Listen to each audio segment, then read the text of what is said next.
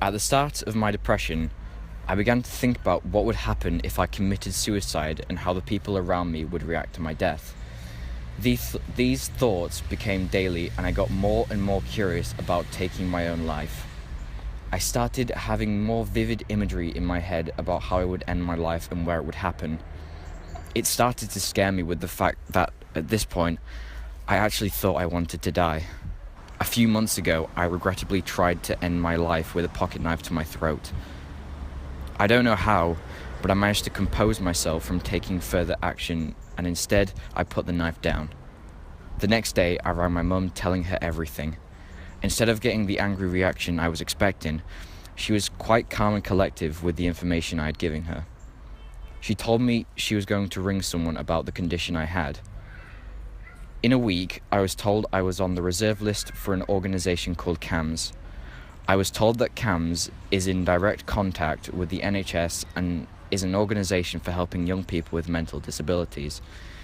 I was very nervous going to my first meeting because I felt weak getting help, but I knew help is what I needed.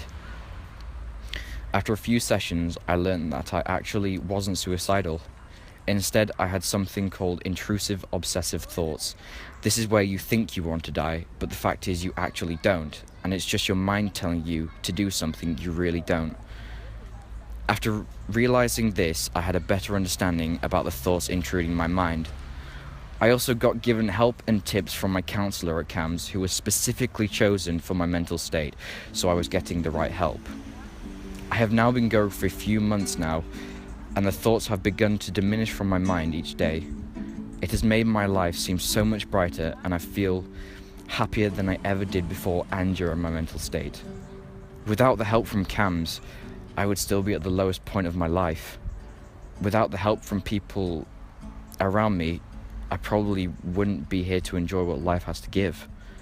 I give full credit to everyone around me who supported me through the dark times, thick and thin. It's not shameful to get help when you need to, for any and every reason.